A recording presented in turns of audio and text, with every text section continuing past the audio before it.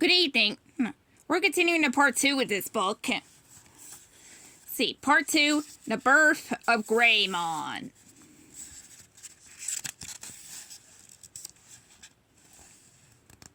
Once again, Ty felt himself falling, but this time it wasn't into a strange new world. He was plunging down toward a river, with a ton of rock falling all around him. As he fell, Ty caught a glimpse of some of the Digimons like Patamon and Tentomon, grabbing hold of humans and trying to fly, slowing their fall. Palmon used some of her limbs to grab Mimi and the rest to shoot long tendrils up to the rocks.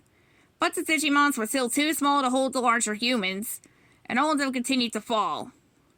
Ty saw the water rush up at him, and did his best to straighten his body. The way he did when he jumped off the high dive, at the public swimming pool. He closed his eyes, and held his breath, and hit the water with a splash. For a moment, he was blinded by the water, but he heard and felt the utter splash around him. Ty kicked his way to the surface and coughed water out of his lungs. He started to dog a paddle to stay afloat. And only then did he realize how tired he was. Getting swept up by a mysterious tidal wave, running through the forest, being chased by a giant beetle, and falling off a cliff has sapped his strength.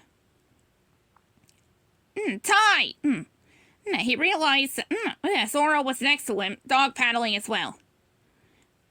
You okay, Sora? He asked. I'm not so sure. How long I can swim? Sora gasped. Me too.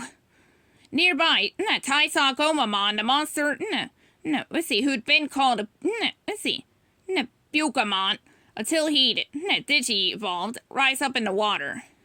The creature shouted, Marching fishes! What happened next was one more amazing event in a day full of wonders. Out of nowhere, fish appeared. Not dozens of fish or even hundreds, but thousands of fish. Fish swimming around them. The fish swimming under them. So many fish that in moments, Ty and the others were lifted up out of the water. They were lying on a bed of fish, all wriggling and squirming beneath them. Wow, this is some ride, he muttered.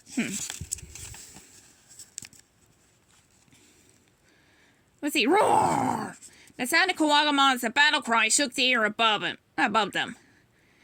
Doesn't he ever give up? Matt wondered aloud. Looking up, they saw the giant beetle standing on the cliff's edge. Looking down at them, but Kawagamon had forgotten his own tricks. The cliff, on which he stood was already weak because of the section he chopped away. The rest of the stone couldn't bear his huge weight. As the creature stared down at its targets, the rest of the cliff gave way, and the huge Digimon suddenly plummeted down.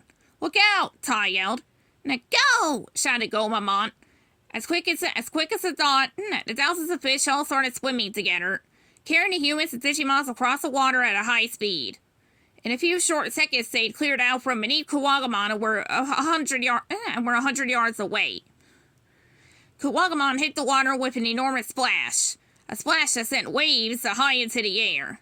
Gomamon urged his fish friends on, but one of the waves still caught up to them. The wave lifted the Digimons, the humans, and the fish into the air and tossed them forward onto the banks of the river. For a while, the whole group, humans and Digimons alike, just lay on the shore without moving. Ty felt as if his entire body was bruised. All he wanted to do was sleep. But they still didn't know where they were, or how they'd arrived, or what these creatures were. And finally, his curiosity got the best of him. He sat up and looked around. At the same time, the others also began to stir. Joe sat up and muddled, What was that? A floating fish market? Gomamon laughed. Those fish are just friends of mine. I just asked them for a lift, that's all. Joe pushed his glasses up on his nose. Falling into the Digi world. Oh, got pictures here of the events. Hello, Ty. Digimons Digivolve.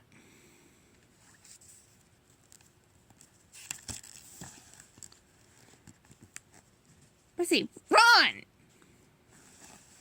The Digimons attack!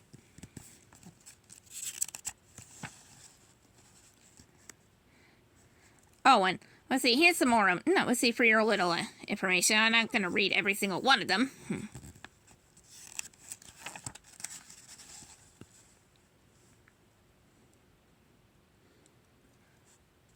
No, let's see, Agumon, Digivolve 2.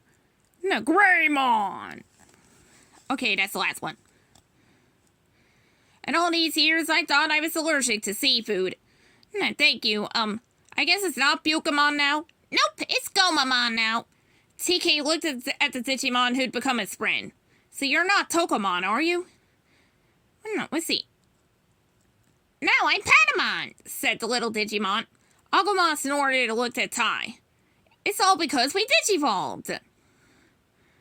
I don't think that word's in my dictionary, he replied. But Izzy, whose mind worked like a computer, had already figured out the process. So Digivolving is what they do when they advance to the next level and become more powerful. No kidding, Tai said. He looked at Agumon. Let's see. When you Digivolved, you got way bigger. Does this mean you're still a Digimon or something different? Digimon! Agumon laughed. Just stronger than before. But I needed your help, Tai. Help with what?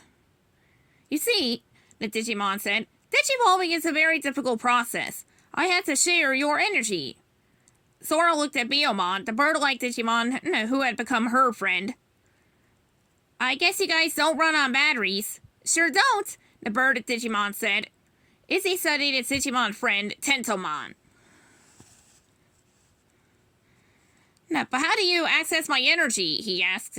The insectoid Digimon shrugged. Even we don't know everything, Tentomon replied.